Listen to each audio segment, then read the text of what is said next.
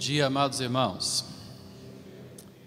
Vamos abrir as nossas Bíblias em Efésios, o 6º capítulo. Hoje é o último dia que falaremos sobre guerra espiritual, dentro desse contexto paulino, de Paulo. Efésios 6, começando com o versículo 10, vamos ficar de pé para a leitura da palavra de Deus. Hoje vamos ler a passagem inteira, completando os últimos versículos a serem examinados e desembrulhados, por assim dizer, expostos, de versículos 10 a 20. Finalmente, fortaleçam-se no Senhor e no seu forte poder. Vistam toda a armadura de Deus, para poderem ficar firmes contra as ciladas do diabo, pois a nossa luta não é contra seres humanos, mas é contra os poderes e autoridades, contra os dominadores deste mundo de trevas, contra as forças espirituais do mal nas regiões celestiais. Por isso, vistam toda a armadura de Deus para que possam resistir no dia mau e permanecer inabaláveis depois de terem feito tudo. Assim, mantenham-se firmes, cingindo-se com o cinto da verdade, vestindo a couraça da justiça e tendo os pés calçados com a prontidão do evangelho da paz. Além disso, usem o escudo da fé, com o qual vocês poderão apagar todas as setas inflamadas do maligno. Usem o capacete da salvação e a espada do Espírito, que é a palavra de Deus. Orem no Espírito em todas as ocasiões, com toda oração e súplica. Tendo isso em mente, estejam atentos e perseverem na oração por todos os santos.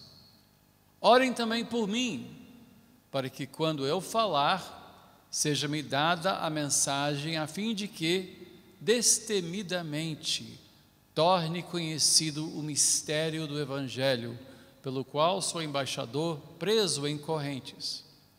Orem para que, permanecendo nele, eu fale com coragem como me cumpre fazer. Que seja abençoada a leitura da palavra de Deus. Vamos orar.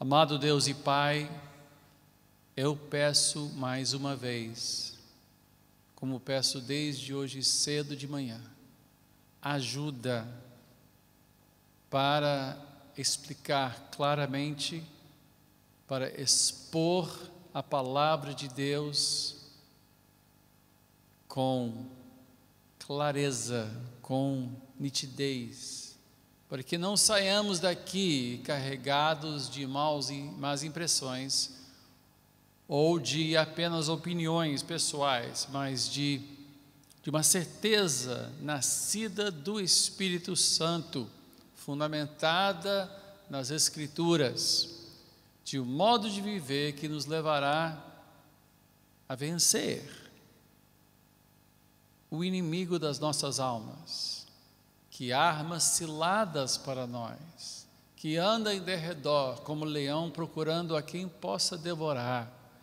e que vive a nos atacar e atacar os que nos são preciosos. Deus e Pai, eu peço a Tua ajuda hoje, não só no meu falar, mas no ouvir da palavra, para que os nossos preconceitos, ideias preconcebidas, para que as nossas limitações não se tornem obstáculos, mas que possamos ver claramente as promessas aqui contidas e o que devemos fazer para alcançá-las. Em o nome de Jesus. Amém e amém. Podemos sentar.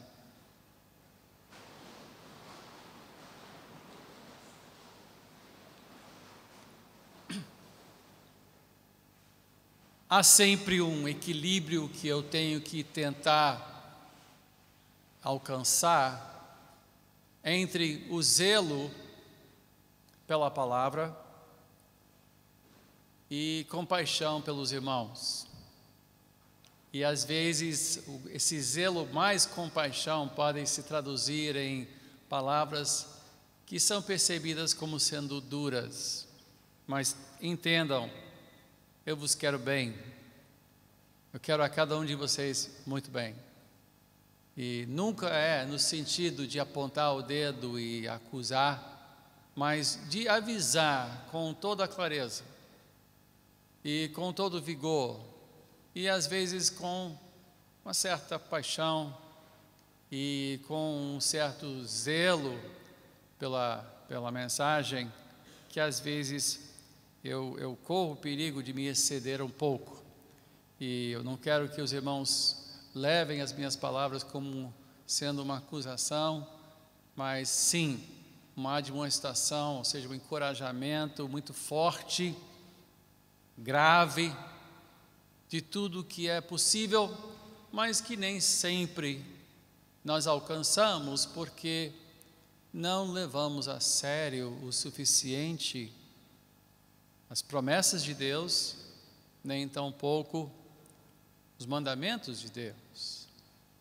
Há uma maneira melhor de viver do que nós estamos fazendo. Nós podemos melhorar sempre. Nós podemos crescer na graça do nosso Senhor Jesus Cristo e precisamos entender que ainda há muito que aprender. Eu estou no caminho com Cristo há muitos anos. Mês que vem eu vou completar 60 anos de idade. Eu entreguei minha vida a Cristo com 7 anos de idade. Eu estava num acampamento de jovens, um acampamento cristão, pentecostal, e eu me lembro que o pregador, que na ocasião foi o meu tio, fez um apelo para quem quisesse entregar sua vida a Cristo. Era no meio de uma floresta, era num acampamento na Carolina do Norte, estava visitando lá com os meus pais, e eu me lembro, aquela noite que eu desci o corredor, me ajoelhei naquele chão que era feito de pó de serra, no meio de uma floresta, e eu fiz a oração da fé com só 7 anos de idade. Eu não tive uma longa vida de pecado para confessar, mas tinha uma certeza de que algo havia mudado em minha vida, que eu tinha passado a andar com Cristo, algo que mesmo com só 7 anos de idade eu reconheci, não estava fazendo, muito embora, como falei, não estava vivendo uma vida de pecado aberto, escancarado, mas meu coração ainda não tinha se rendido a Deus.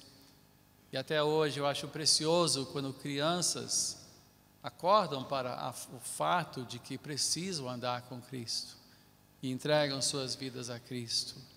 E quanto antes melhor, assim que tiverem compreensão suficiente, e isto acontece quando a família discipula, quando a família fala de Cristo com seus filhos. É importante falar de Cristo com os nossos filhos. E eu confesso que ao longo da minha vida, eu passei por várias etapas na minha conversão contínua, porque embora eu seja de Cristo, eu tenho me convertido a certas realidades, eu tenho me convencido, mas também eu tenho me convertido a certas realidades. E uma das realidades mais difíceis de eu aceitar, e a qual eu tive que me converter literalmente, foi a minha insuficiência e incapacidade de, por mim mesmo, fazer tudo o que a palavra de Deus me instrui a fazer. Eu preciso de um milagre diário em minha vida, eu preciso do poder de Deus atuando em minha vida, e você também. cada um de nós precisa de um milagre diário. E eu sei que Deus está trabalhando comigo, Ele continua a trabalhar comigo, eu continuo tendo coisas que precisam melhorar, precisam mudar, precisam ser extirpadas, retiradas da minha vida. Ainda tenho falhas, ainda tenho coisas em mim que me entristecem. E ao longo da minha vida eu tenho passado por períodos de lutas muito grandes, de lutas pessoais, de aceitar a vontade de Deus. Isso não só antes de me tornar pastor, mas ao longo da minha vida ministerial, eu tenho visto que os filhos de Deus são objeto de ataque, são um alvo constante de forças espirituais que procuram armar para nós ciladas. Eu vejo pessoas que andam bem com Deus por um período e de repente alguma coisa acontece, levam uma rasteira, por assim dizer, passam por um drama, enfrentam um desafio que não imaginavam ter que enfrentar e de repente a sua vida espiritual, seu vigor espiritual, sua alegria no Senhor desaparece e passam por um longo tempo de tristeza e de dor, um vale de lágrimas, um vale de desapontamento. Algumas chegam a se afastar da igreja, ficam longe da igreja por um tempo, imaginando que a sua fé cristã realmente não deu conta do recado, não supriu todas as suas necessidades. Mas com o tempo o Espírito Santo é fiel, vai chamando de volta, a pessoa volta e de repente respira o ar da comunhão que existe na Assembleia dos Santos e diz: eu sentia falta disto, fazia falta. E começam de novo. Não seria melhor não ter que sofrer esses períodos de sequidão, não passar por esses períodos de deserto?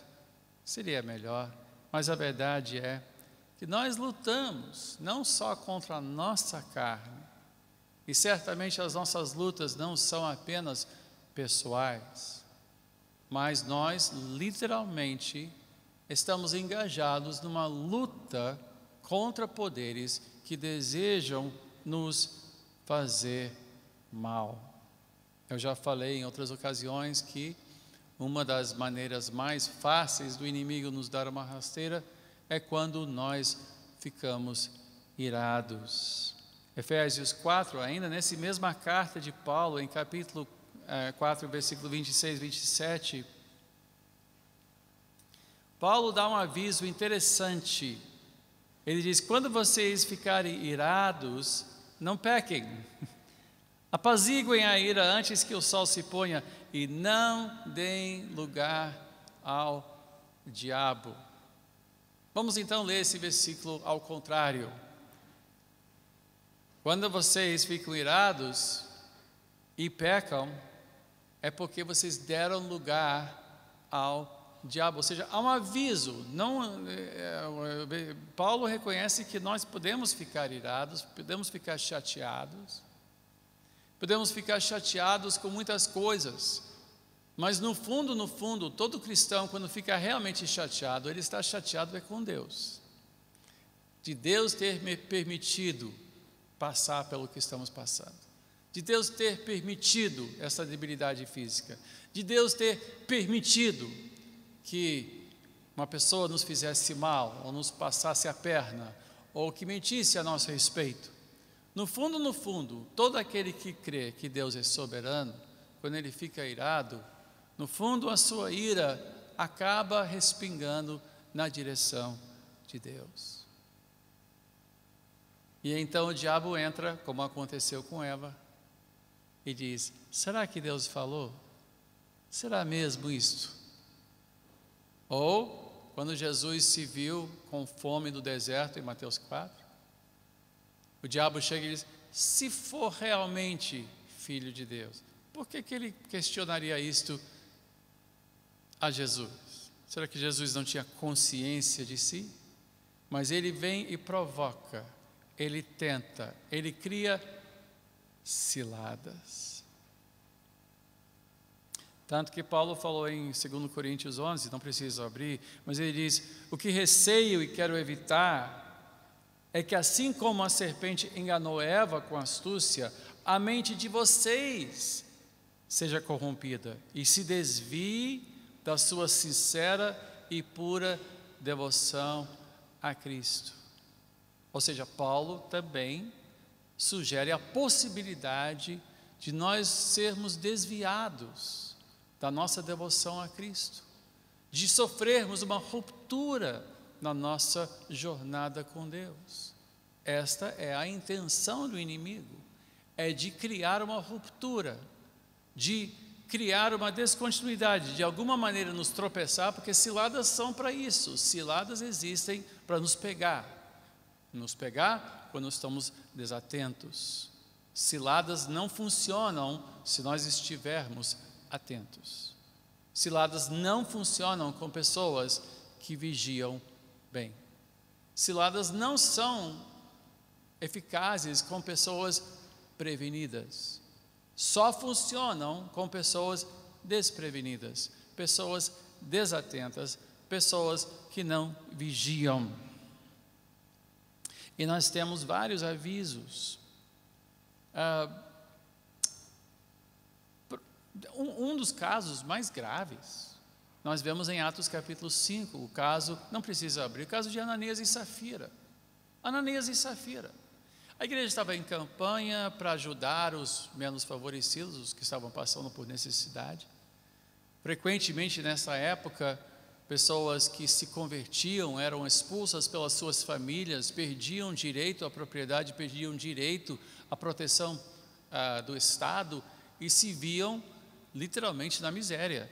E a comunidade da igreja, a igreja primitiva, e isso já aconteceu muitas vezes ao longo da história da igreja, mas por acaso em Atos nós vemos, a igreja se cotizou e muitas pessoas que tinham propriedades, tinham meios, vendiam o que tinham e davam para os apóstolos administrarem, para cuidar de viúvas e cuidar de pessoas que estavam passando por necessidade.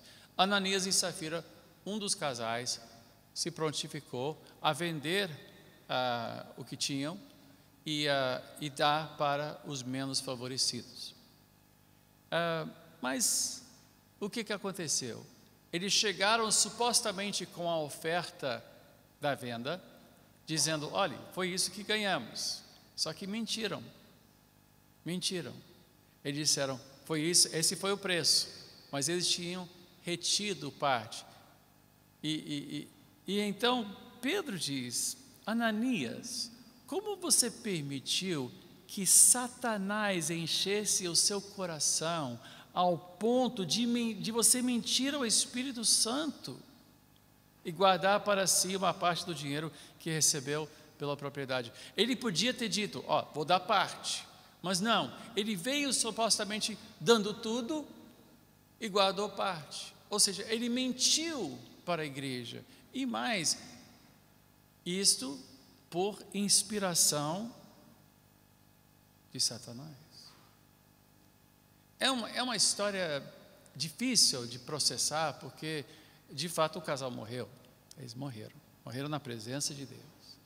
Mas isso foi uma provocação de Satanás a um casal que claramente fazia parte do convívio da igreja, claramente tinha um coração de generosidade, estavam sendo generosos, mas eles mentiram para Deus. Eles disseram ser sua oferta uma, quando de fato não o era.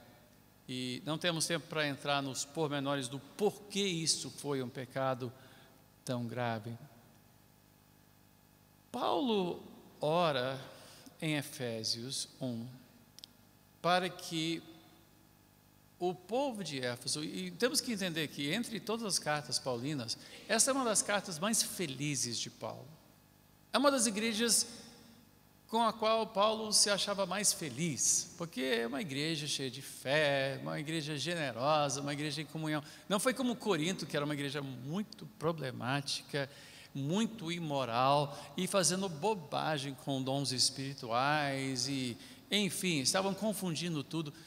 Então, Coríntios já é uma carta dura, mas Efésios não. Efésios é uma carta alegre, é uma igreja feliz, é uma igreja amorosa. Então, Efésios é uma carta muito agradável de ler, né?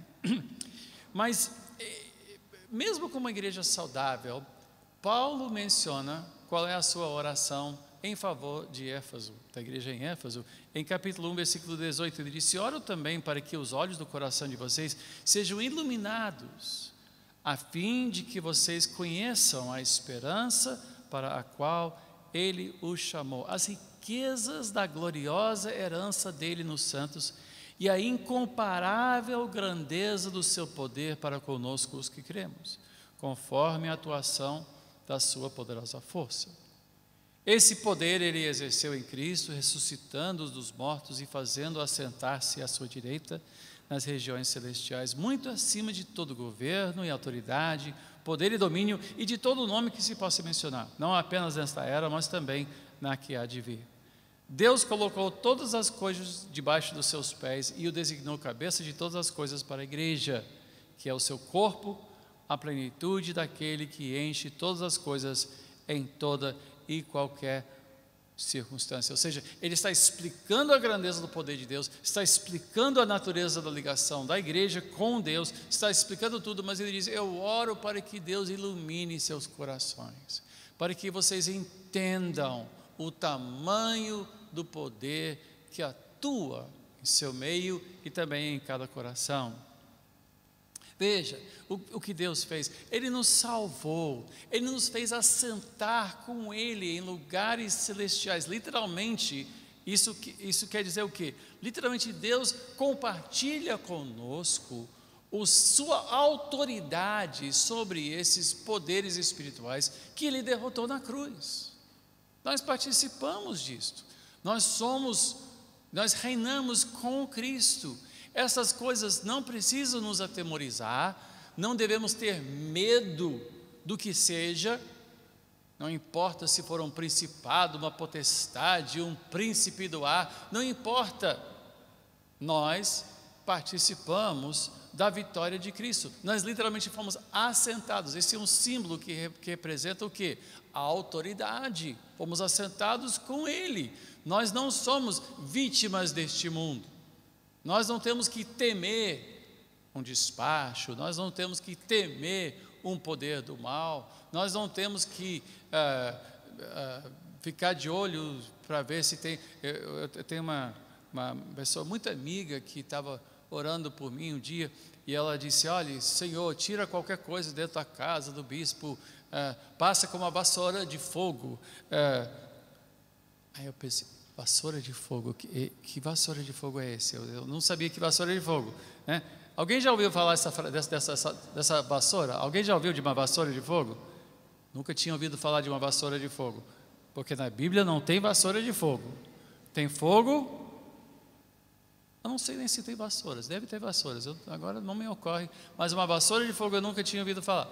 Mas o sentido era qualquer coisa que alguém tenha colocado lá. Meus irmãos, maior é aquele que está em nós do que aquele que está neste mundo. Nós não temos que temer objetos. Se você acordar um dia e achar um sapo com a boca costurada na sua porta, não tem que temer nada. Pega uma pá, joga fora o sapo, porque nada vai atingir um filho de Deus. Alô? Ele derrotou os poderes, Ele despojou os poderes, Ele tirou o seu poder, e mais, Ele nos assentou com Ele. Então Paulo faz da sua oração nesse sentido, que nós saibamos, que nós compreendamos que poder é este que atua em nós. Só que ele também diz, e nós agora voltando ao nosso texto em Efésios 6. Você pode abrir Efésios 6 de novo. Ele diz E nós começamos essa parte com a palavra finalmente. Finalmente quer dizer que depois de escrever essa carta toda, e nós teríamos que voltar e ler a carta inteira, não vamos fazer isso, mas ele diz, finalmente, fortaleçam-se no Senhor e no seu forte poder. O poder de Deus atua em nós, está à nossa disposição, mas nós não podemos presumir sobre o poder de Deus. Nós temos que nos fortalecer no seu forte poder. Nós temos que depender, descansar e nos revestir deste poder. O poder de Deus que atua em nós realizou uma grande obra. Nos tirou das trevas, nos trouxe para o Filho do seu amor e nos fez assentar com Ele em lugares celestiais. Mas agora nós temos que usar esse poder. Se lembra do seriado Dallas? Alguém aqui tem idade para se lembrar do seriado Dallas? Ok, alguns têm essa idade, né? Dallas é sobre uma família que era dono de uma grande companhia petroleira em Dallas, no Texas. Eles também tinham uma grande fazenda, eram bem cowboys, né? De um lado, do outro lado eles exploravam o petróleo, porque tem muito petróleo no Texas, e era sobre essa dinastia, o pai e seus filhos e noras, e cheio de intriga, era uma novela mesmo, né? E o filho mais velho, o JR, era o administrador da grande firma, porque o pai já tinha se aposentado. Então o filho mais velho estava cuidando da firma, mas o filho mais velho era um sem vergonha, era um homem muito mau e fazia muito mal a muitas pessoas. E um dia ele levou um tiro, e a grande pergunta foi quem atirou no JR. Foi a grande, né? Que nem quem matou Odete Reutemann. Alguém se lembra dessa pergunta também? Quem matou? Então, tem gente com idade aqui, tudo cabelo branco, tá bom. Então, era mais ou menos o mesmo tipo de coisa. Quem matou Odete Reutemann ou quem atirou no JR? Então ele estava lá convalescendo no hospital, etc. E o pai então vira para o filho mais novo e diz: agora você vai no lugar do seu irmão cuidar da firma. Tá bom, ele foi lá cuidando da firma, só que ele não fazia as tramóias que o irmão fazia, ele fazia tudo direitinho, administrava tudo segundo a lei e tal. E o mais velho era assim, era um homem terrível. Mas o JR se recuperou, voltou para casa, né? Saiu do hospital e o caçula virou e disse: então pode então administrar a firma de novo. Disse: não, você já está, papai já te deixou num lugar. Só que ele por um lado disse: você fica na frente da firma, mas por outro lado e por trás das costas do irmão, por debaixo dos panos, ele começou a fazer terrorismo com o irmão e roubar os negócios dele, fazer, era um não sei vergonha, o cara era terrível. E finalmente, quando o caçula eu não me lembro do nome do caçula, mas eu me lembro que quando ele chegou onde, quem foi? Não precisa saber não. Ele foi reclamar com o pai. Esse pai, o JR está tirando minha autoridade. Ele está fazendo negócios por trás das minhas costas. Ele está subvertendo a minha administração. E você me deu a firma para administrar. Ele disse: eu fiz o quê? Você me deu a firma? Ele disse: eu te dei a firma? Então você não tem nada. Porque para você dirigir essa firma, você tem que tomá-la. E é o que o JR está fazendo. Não adianta eu ter apenas te dado a firma para administrar. Você tem que pegar e tocar a firma. E se seu irmão tiver mais capacidade, estiver subvertendo você, é porque você não tem força para dirigir a firma. Deus nos deu autoridade e atua em nós pelo seu grande poder, mas nós temos que nos fortalecer no Senhor. Nós temos que fazer o que Paulo diz aqui, nos revestir de toda a armadura de Deus, né? Versículo 13, por isso vistam toda a armadura de Deus, para que possam resistir no dia mau e permanecer inabaláveis depois de terem feito tudo. Agora, quando a gente olha a armadura, parece uma coisa bem básica, né? Verdade, justiça, fé, o evangelho da paz, salvação, a Bíblia. Isso, sabe, não é uma espada flamejante, também não é uma vassourinha de fogo, não tem nada de novidade aqui. Verdade, justiça, né? Cinto da verdade, couraça de justiça, escudo da fé, calçar os pés com preparação do evangelho da paz, capacete de salvação e a espada de 2 gumes, que é a palavra de Deus. Puxa, mas essas são coisas básicas. Sim, mas tem muito cristão que nem as coisas básicas ele faz. Ele frequenta a igreja. Frequenta. Assiste um culto. Mas assistir o culto não é o mesmo que se revestir da armadura de Deus. Apenas estar na igreja e ouvir coisas cristãs, sem que sua vida seja norteada por uma estratégia de defesa, sem você entender que você está envolvido num conflito diário com poderes espirituais que desejam desestabelecer, fazer tropeçar e até coisas piores. Ananias e Safira foram inspirados por Satanás.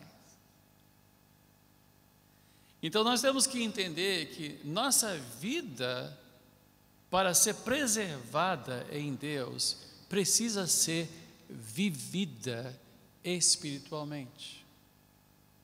Há muitos cristãos que não vivem espiritualmente.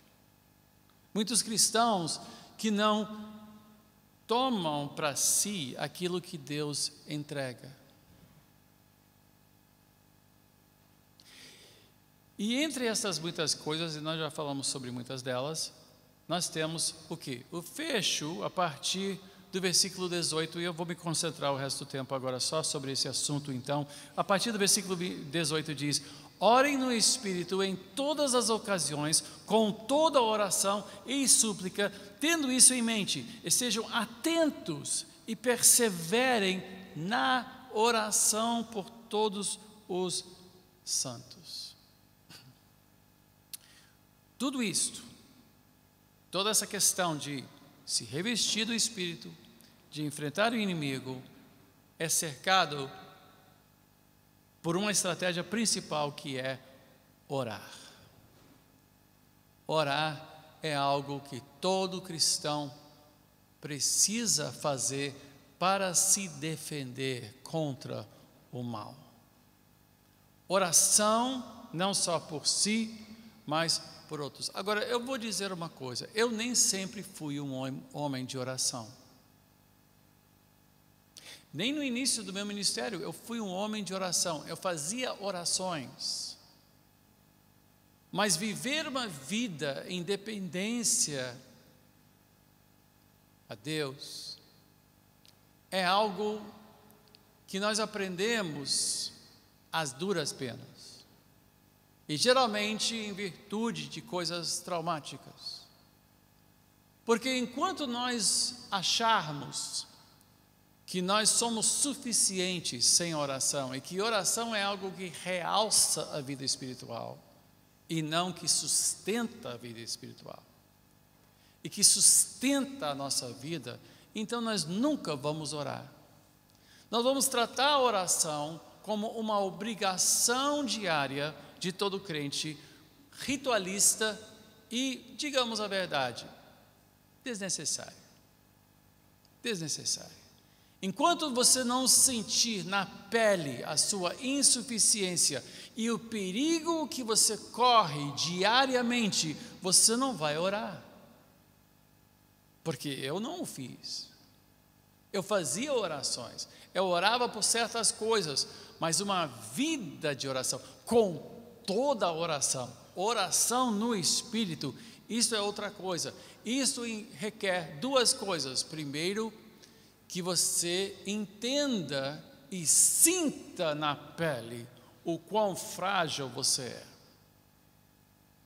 Sem sentir na pele a sua fragilidade e o perigo que o rodeia, e o perigo que convive do seu lado, ao seu lado, diariamente, você não vai pedir socorro.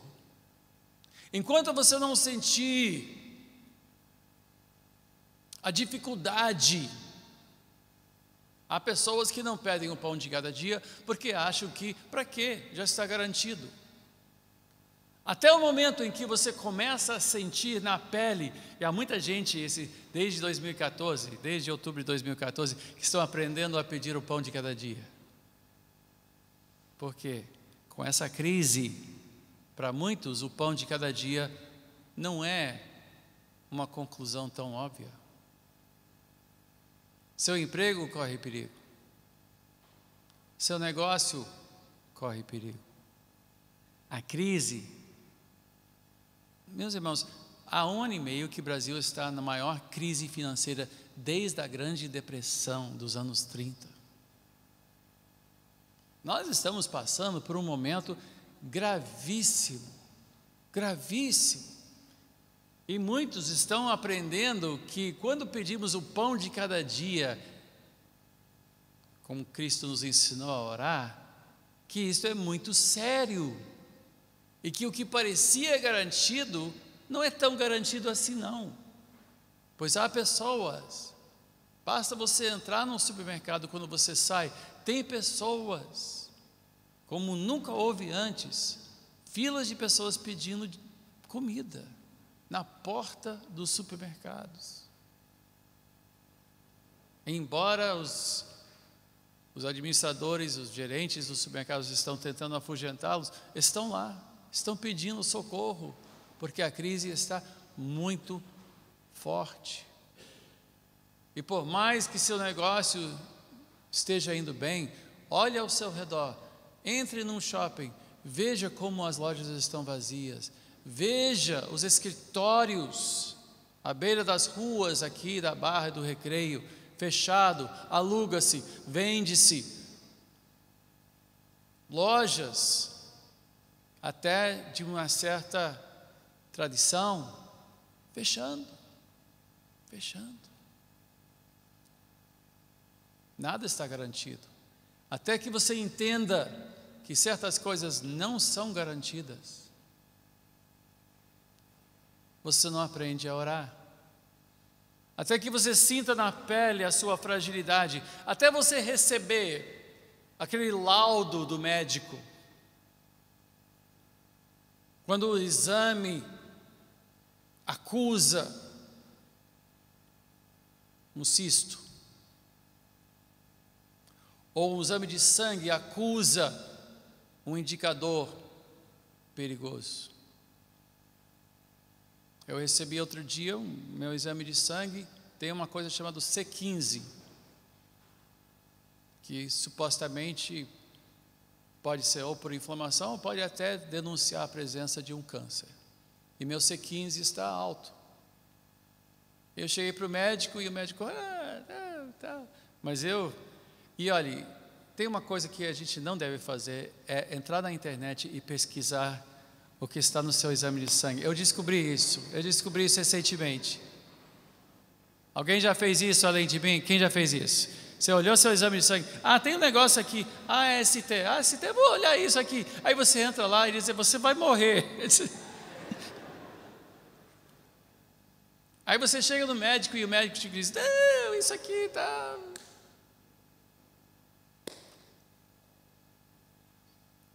Até que você sinta isso e olhe, já mês que vem, 60 anos, você sabe que começa a chegar numa idade onde cada exame de sangue é um drama. Você abre o envelope, o que vai aparecer agora, Porque a vida não acaba porque você chegou a um número e disse, agora que terminou seu prazo. É sempre alguma coisa que pega a gente, né?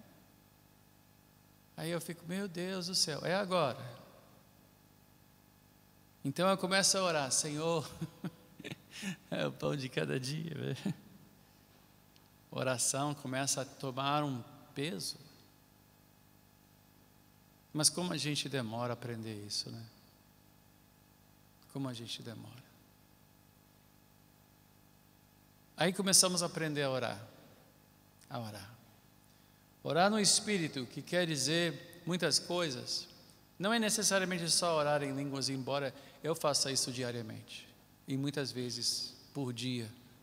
Eu oro, Deus me concedeu o dom de orar numa língua que eu não aprendi. E frequentemente até muda a língua, às vezes é uma coisa ou outra, dependendo do que eu estou orando. Mas faz parte da minha vida de oração. E enriquece tremendamente, porque nos edifica. Mas eu aprendi que orar é algo que você tem que aprender fazendo. Quanto mais você ora, mais você vai entender sobre oração. E orar começa por pedir simplesmente.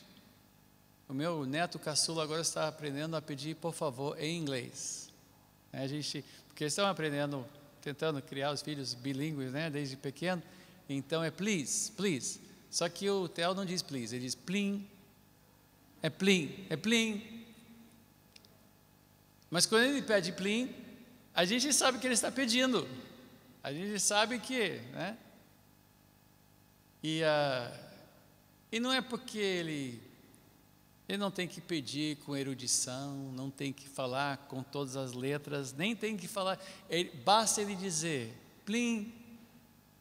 Ele está apontando ou para um suco, ou está apontando para um pedaço de pizza, ou está apontando, ele olha, aponta o dedo e diz, plim. A gente já sabe o que ele quer. Deus sabe o que você quer.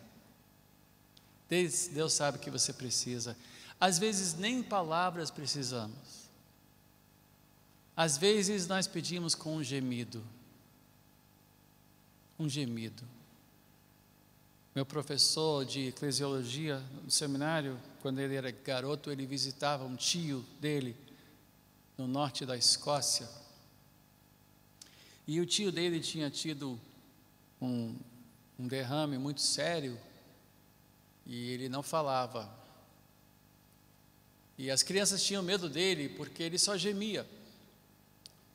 Ele sentava no cantinho da sala e a esposa cuidava dele. Mas ele não tinha mais o domínio sobre a fala dele.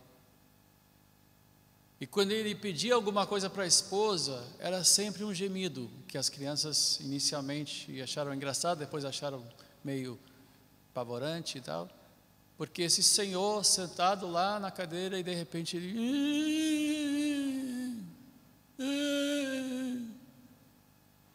Mas dependendo do gemido, a esposa sabia exatamente o que ele precisava. Às vezes a nossa oração não passa de lágrimas quentes no meio da noite. Às vezes a nossa oração não passa de um gemido, mas Deus sabe o que você precisa. Quando você pede, quando você geme, quando você chora, Ele entende as suas lágrimas. Oração não é um projeto, oração não é um programa. Oração é uma prática constante de dependência de Deus. É bom ter uma lista de oração. Eu tenho uma lista de oração, porque se eu não tiver uma lista de oração, eu vou esquecer de certas coisas. Mas quando eu me comprometo a orar por alguém, eu oro por essa pessoa. Eu tenho uma lista. Eu oro por muitas pessoas aqui que estão desempregadas. Quando eu ouço falar que estão desempregadas, eu oro por vocês. De manhã, antes do sol nascer. Eu estou orando por vocês. Há pessoas aqui passando por dificuldades e eu ouço falar, embora eu não esteja pastoreando, por assim dizer, os pastores da igreja, pastor John, pastor Marcelo, mas eu ouço, eu acompanho, porque eu também tenho uma congregação que é o pastoreio, que são 250 pastores e bispos, e eu oro por eles também. Eu oro por eles também. John Piper diz: muitos querem orar, mas poucos planejam orar. Para você aprender a orar, você tem que fazer planos para orar. Você tem que separar um tempo. Um tempo. E quando você separa esse tempo, eu separo um tempo toda manhã. Eu acordo cedo. Se eu tiver que sair cedinho, eu acordo mais cedo ainda. Para poder gastar tempo, não só com a minha lista, mas tempo para orar de verdade. Porque há orações que nós fazemos que não são orações de verdade. Quantas vezes nós oramos sobre uma refeição sem realmente nos tocar que nós estamos falando com Deus? Obrigado, Pai amado, por essa refeição, abençoa, renova as nossas forças, amém. Mas quando você para orar, e os puritanos tinham uma frase: ore até orar. Ore até orar. Porque nem toda oração é feita com a consciência de que estamos falando com Deus. Nem sempre. Às vezes são palavras apenas. Mas quanto mais falarmos essas palavras, quanto mais orarmos, mais nós entenderemos o que é falar com Deus. Não é um empreendimento solitário também, não. É um empreendimento que envolve o corpo de Cristo. Paulo disse que nós devemos orar no Espírito por todos os santos. Orarmos uns pelos outros. A própria oração, Pai Nosso, começa colocando a oração no contexto de quê? De uma comunidade de fé. Pai Nosso. Então o que acontece com a oração? Oração no Espírito é algo que expressa minha dependência de Deus.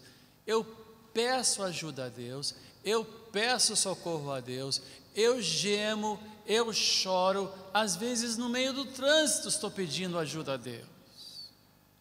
Não é uma cerimônia, é uma constante necessidade da ajuda de Deus. E frequentemente Deus traz pessoas à minha mente e eu começo a orar por essas pessoas também. Às vezes é simplesmente uma oração tipo: Senhor, abençoa essa pessoa. Não sei por que eu estou pensando nessa pessoa hoje, mas abençoa, cuida, protege.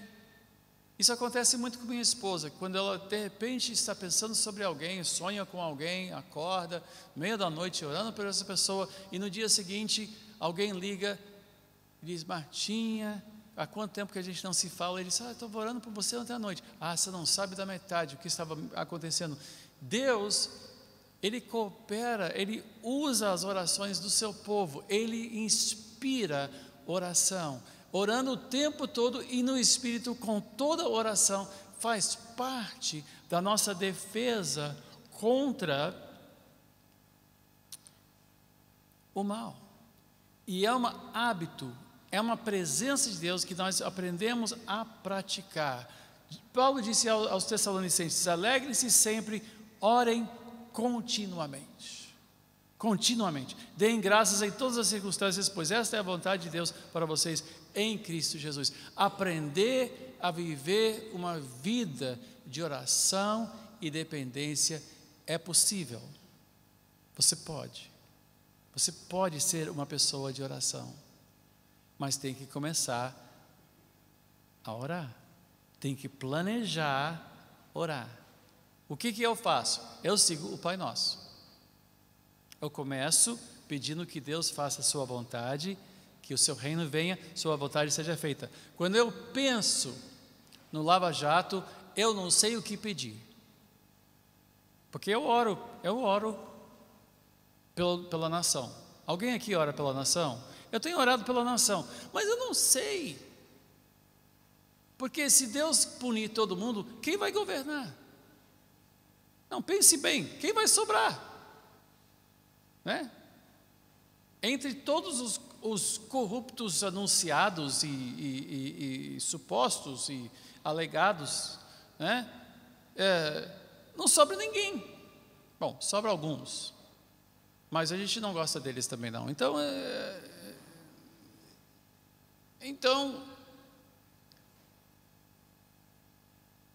aí eu digo, Senhor, o que vai ser desse país? O que vai ser desse país? Onde vai parar isto? Porque tem que ser punidos, tem que ser punidos. Tem que acabar essa história de tudo acabar em pizza. Quantos creem que não pode acabar em pizza? Alguém aqui acha que não devia acabar em pizza? Alguém além de mim? Eu acho que não devia acabar em pizza. Não pode acabar em pizza. Agora, aonde vai acabar? Eu não sei. Mas do jeito que a coisa anda, vai ter que mudar o elenco todo. E como é que vai acontecer isso? Como é que vai funcionar isso? Não é? Como é que vai? Aí, mas eu sinto, meu coração pesa pela nação. Eu sinto um fardo por isso. Eu me sinto triste. Eu me sinto revoltado com isso. Eu vejo as notícias, cada etapa do Lava Jato, depois o Supremo vai e bota na rua de novo, e bota a tornozeleira, e já acabaram as tornozeleiras, não tem nem mais tornozeleira, porque já usaram todas as tornozeleiras, então tem que manter na prisão, porque não tem mais. Gente, um país não tem mais tornozeleira, sabe? Importa então, sei lá. E eu fico pensando, o que vai ser de nós? Não vai ter tornozeleira bastante para todo mundo.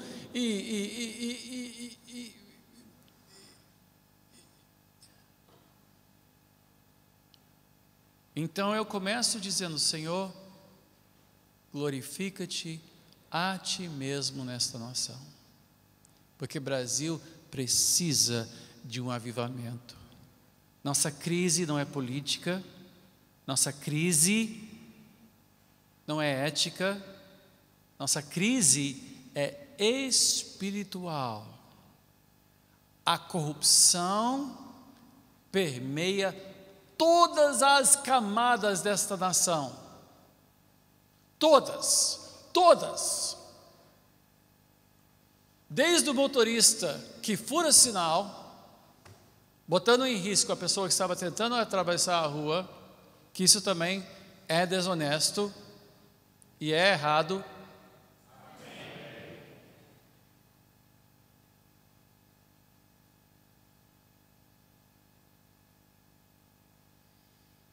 Nosso problema é espiritual. E eu sinto isso no meu coração. Pesa o meu coração. Eu fico angustiado com isso. Aí eu vejo que há igrejas sendo usadas para lavar dinheiro, e o Lava Jato está começando a descobrir isso também. Igrejas.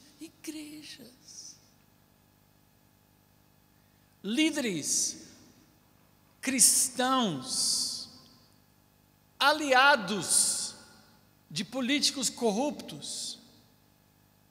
Onde vai parar isso? E os fiéis? E as ovelhas? E os membros? E a boa fé dos membros que vislumbram nesses líderes alguém que pode guiá-los nas veredas da justiça, e essas pessoas estão vendendo seus púlpitos para políticos e partidos. E eu me pergunto, onde acaba tudo isso?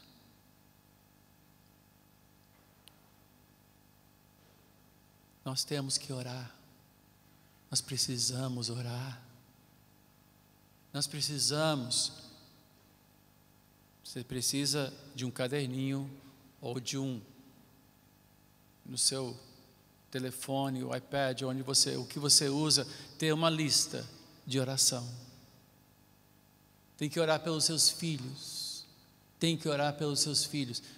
Se você tiver filhos na escola ou netos na escola, tem que orar pelos seus filhos. Há uma agenda agressiva tentando ensinar crianças a mudar de gênero. Isto é satânico. É uma agenda satânica. Ao transitarmos por essa cidade, nós corremos perigo de vida. Alguém duvida disto? Não importa onde você estiver nessa cidade, você corre. Ao sair na rua, você corre perigo de vida. Senhor, sê o nosso escudo. Protege-nos, protege os nossos filhos. A caminho da escola, precisamos de proteção. Alguém duvida que nós precisamos de proteção? A polícia precisa de proteção. Eu fui no banco outro dia pegar um talão de cheque, e quando eu saí eu virei para os seguranças, 2 homens enormes, armados até os dentes, e disse: que o Senhor os guarde de todo mal. E os olhos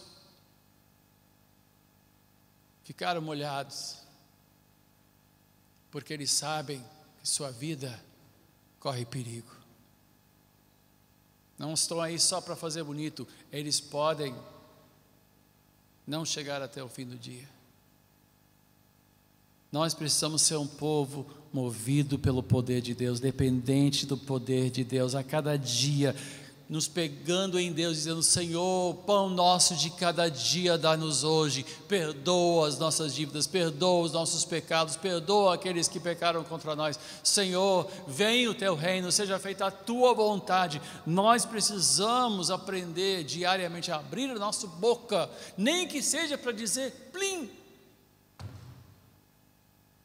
Talvez você não seja um orador erudito, um intercessor experiente, mas você pode gemer, você pode dizer: Pai, ajuda-nos. E mais, e eu termino com isto. Paulo termina dizendo: e por mim, ore por mim também. Ore por mim. Há muitos que esperam ouvir uma boa palavra do pastor ou do bispo quando chegam na igreja. Quantos oram por ele, para que Deus o dê ousadia na palavra? Às vezes eu vejo pessoas que são convidadas para pregar e já mobilizam todo mundo para orar. Olha, ora por mim, o pastor me chamou para pregar. Vou pregar quarta noite, ora por mim. E já mobilizam oração. Olha, eu quero também pedir oração por vocês, de vocês. Orem por mim também. Botar na mesa requer não só muito trabalho. Os irmãos não imaginam as horas de oração e estudo, mas também a luta espiritual que nós passamos, a guerra espiritual que nós passamos na véspera de um domingo. Sábado para mim é um suplício, é um dia de tortura.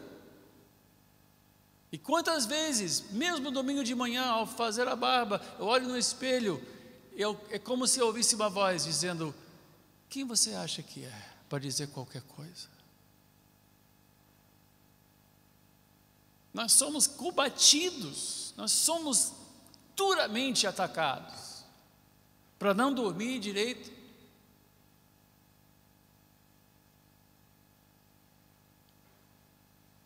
Enfim, seus pastores também precisam de oração, seus colegas precisam de oração.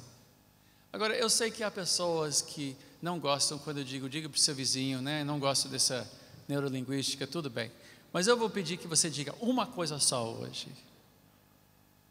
Diga para alguém: eu preciso da sua oração. Diga para alguém: eu preciso da sua oração. Pronto, não vai ter que dizer mais nada para o seu vizinho. Pronto. Tá? Prometo me comportar. Não vou usar. Sei que tem gente que diz: não, o bispo está sempre dizendo, diga para o seu vizinho e tal. Só isso. Eu preciso da sua oração, você precisa da minha oração, nós precisamos da oração uns dos outros. Oração é como se fosse o ar que respiramos no reino de Deus. É no meio de oração que Deus age, é por meio de oração que Deus age. Deus age em aliança com o seu povo, e toda oração, não duvide disto, toda oração começa em Deus. Começa em Deus. Se você tiver qualquer impulso de orar por alguém, é Deus te dando esse impulso. O inimigo não sugere oração. A nossa carne não sugere oração. Se você sentir em qualquer momento o desejo de orar por alguém, nem que seja, você está parado num sinal e de repente vem à mente alguém, você precisa, essa pessoa, saiba, isto é algo que veio do Espírito de Deus. Não ignore este impulso, ore para essa pessoa, nem que seja para dizer plim, nem que para que seja, Senhor, não sei o que está havendo, mas abençoa, cuida de fulano.